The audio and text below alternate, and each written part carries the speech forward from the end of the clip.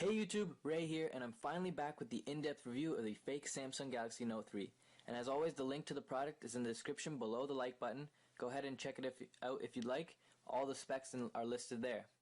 Also, before we start, I just wanted to answer a couple questions I got after my unboxing review. The pictures on the site, they don't show the Samsung logo on the photos on the site, but when you order it, you will get the Samsung logo. And also, for people saying that the real Samsung Galaxy Note 3 is cheaper somehow than this fake one, they don't really know what they're talking about. This one here is $200, but that's the price for a fully unlocked phone, which means no contract. You can just use it on whatever prepaid or whatever carrier you want, as long as it's a micro SIM card. People are thinking the real one is cheaper because they see advertisements for, oh, get a Samsung Galaxy Note 3 for $100, but they forget that that's with a 2-year contract where they usually have to pay $50, $60 a month. The real Samsung Galaxy Note 3 is actually, if you want the same sort of fully unlocked, it's usually like $700 or $800. So this one is cheaper by hundreds and hundreds of dollars. So I just wanted to get that out of the way. Let's go ahead and start the in-depth review.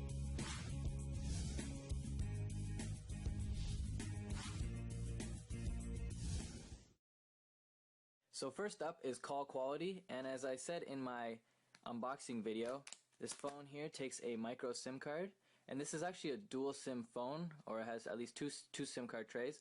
This one here is GSM only, so that would be your 2G, no data, and then this here is GSM and WCDMA, so this one here would be your 3G. Unfortunately, there is no 4G on this fake phone, so that sucks, but you do get 3G data if you wanted it. And as far as call quality goes, perfectly fine, no drop calls or anything. Everything worked fine, data worked fine. And again, it takes a micro SIM card, so that's the type of SIM card you'd need. And again, it's unlocked, so you can use it on any carrier you want, prepaid, Metro, PCS, Verizon, AT&T, whatever you want.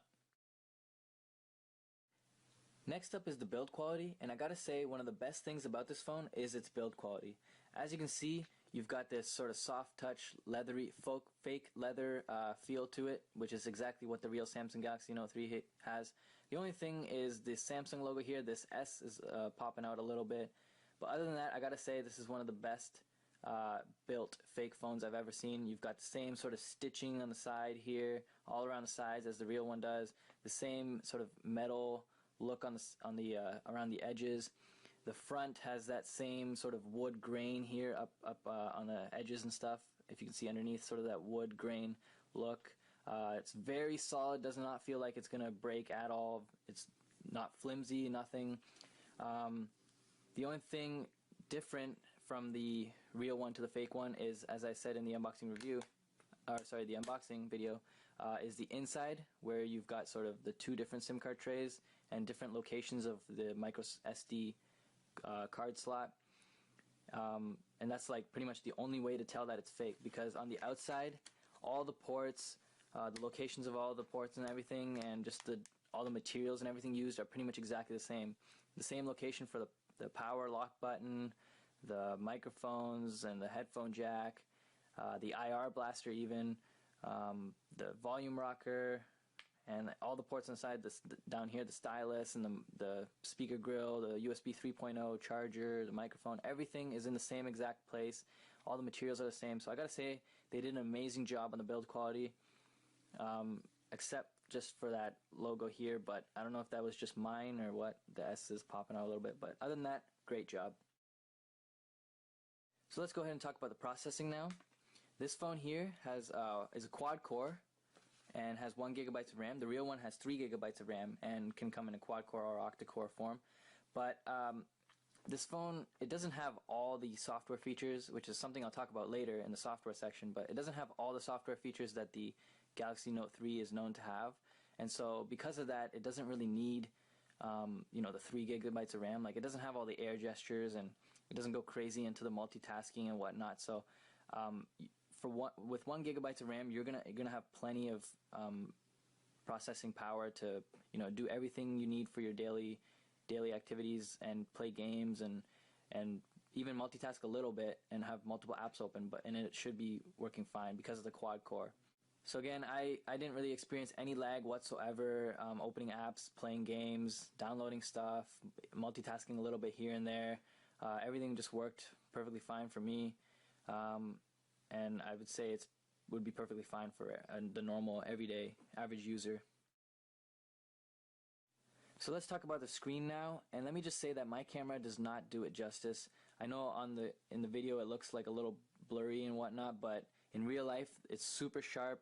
It's a 720p screen, so it's obviously not as good as the real one, which has a 1080p, but 720p is still perfectly fine because you're not really going to see any pixelation. Everything's sharp, everything's vivid.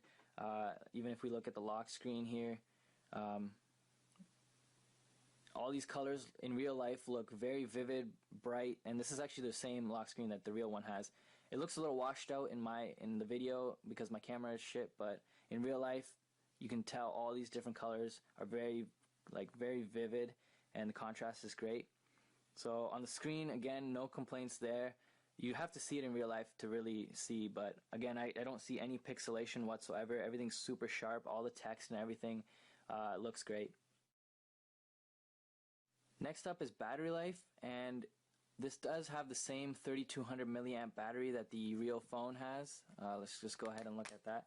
But it's got the same battery that the real one has, so you're gonna get, you know, great battery life. I usually could get through the whole day and still have, you know, 30% left at the end of the day. Just your average use, internet, games, phone calls, texting, you know, Facebook, Instagram, all that stuff, YouTube. So, you know, pretty good. I used it quite a bit and would still have, you know, 30%, 20-30% at the end of the day, and would just charge at night. And so I'd say the battery life is perfectly fine. Camera, this one here has a 1 megapixel front camera and the 8 megapixel rear camera with LED flash. It's not as good as the real one, obviously, because the real one has a 2 megapixel in the front and 13 in the back, and obviously Samsung does a much better job with their cameras. But you know, it's plenty good enough. It takes pretty good pictures. You've got all your features here. Let's see the different modes. You've got all your HDR, all these different features on the camera. I don't think you really go wrong with, you know, the camera that they have here.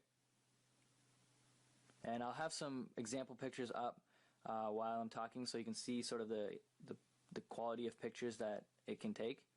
I'd say they're pretty good. And lastly, let's look at the software.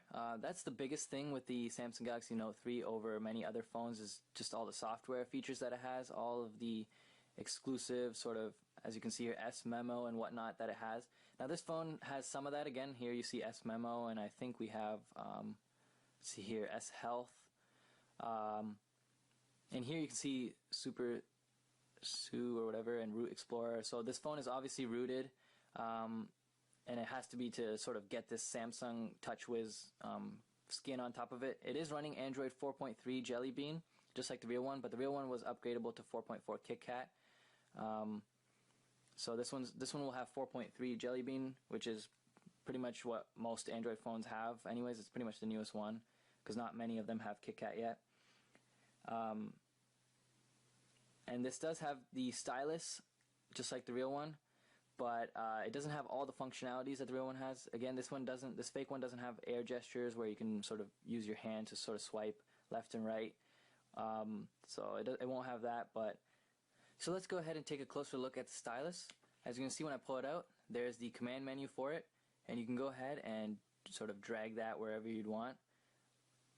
The stylus is exactly the same as the real one pretty much, except that the button here that it has on here, it doesn't really work. It's the button that you use to like sort of pull the menu up. So in this one, it only really comes up when you pull the stylus out.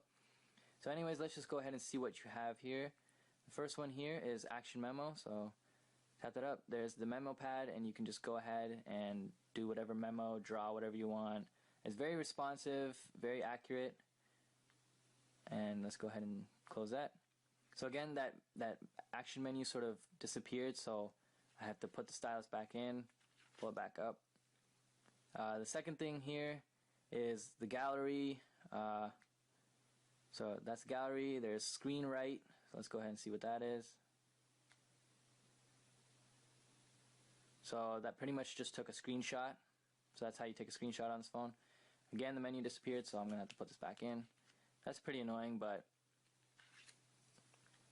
whatever. Nothing you can really do about that. There's S Finder, so I click that.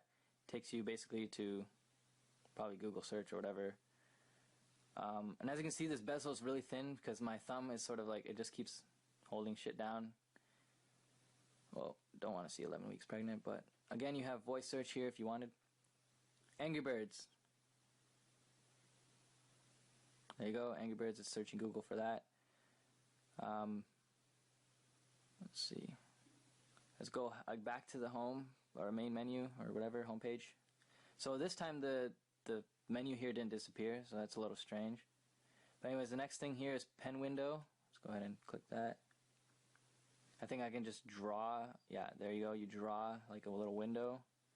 And this is basically how you could pull up a little smaller app, so I can click calculator. And there's a mini calculator that shows up. And you can do your mini calculations. Let's see the other things. So pen window again. Let me draw it. Clock. So that time it opened up a full screen clock, not just a small one. Let's go back home. Let me actually just close this calculator here. Let's see what else you got. Pen window. Let me draw it again. Phone. So again, it opened up the full screen phone app. Draw the window again. Let's see, calendar. It opened up the full calendar.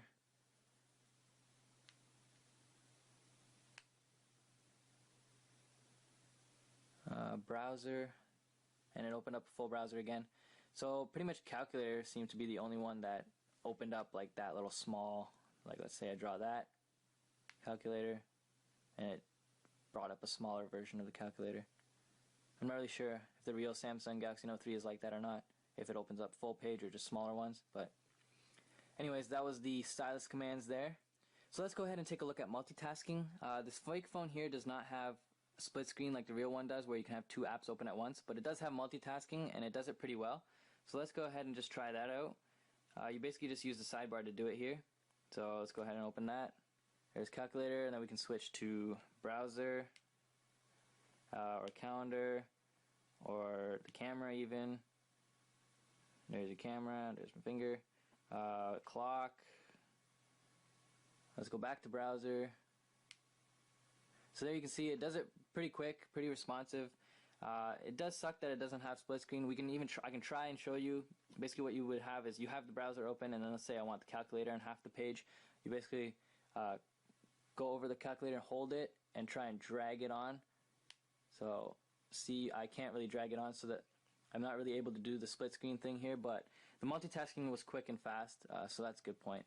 So again, obviously this is the fake phone, so you're not going to get every single feature. It did have some of the Samsung features, again that multitasking. It does have S Health. There you go. It does have S Memo, and again, as I showed you before, it does have the S Pen, some of the S Pen features at least. So overall on the software, it's running 4.3 Jelly Bean, so you're gonna get all the cool Android features. You're gonna be able to download. Where's the Play Store? You're gonna be able to download whatever apps you want from the Play Store. They did a decent job copying it. Obviously, you can't really expect too much from them in terms of copying Samsung, especially the Note 3 features. You have some of the S Memo, S Health. This phone is rooted, so if you plan on doing other stuff to it, you can go ahead and do that. It's got some of the widgets and whatnot, pages and pages of them. It has some of the S Pen features as I showed you. It has the multitasking here on the side. So I think they did a pretty admirable job. Obviously not perfect, but much more than what you can expect for a phone that's hundreds and hundreds of dollars cheaper than the real one. So for my final thoughts, I'm going to say that this is a pretty good buy for someone who's looking for a high-end or higher-end sort of Android phone with a big screen. This got a beautiful 5.7-inch 720p screen here. And maybe is a Samsung fan but just doesn't want to shell out hundreds and hundreds of dollars, or someone who wants to get a phone, a good Android phone, without paying the $50 or $60 a month that you have to on contract. This phone is unlocked. You can use it wherever you want in the world on any carrier as long as you have a micro SIM card. The build quality is amazing. All the materials and everything, look and feel, the weight, everything is perfect. The phone runs pretty well, gets the job done, you know, everyday average user stuff. Battery life is good, the screen is great. You've got some of the Samsung features. Obviously, you don't have all of them. So if you're looking for, you know, if you do want all those features, if you want the air gesture, if you want, you know, all the pen features, all the split screen and everything, which is a big selling point for the Note 3, then obviously this, you know, you're gonna have to go and get the real Note 3. But for your average general user who's looking for some of those features, not all of them, who just wants a good, nice quality built phone that runs and gets the job done, I would say that, you know, this is a pretty good buy, and I would recommend anyone taking a look at it. So again, the link is in the description below if you want to go ahead and check it out. And let me know whatever your thoughts are, any questions you have in the comment section down below. And as always, thanks for watching. I'll see you next time. Peace.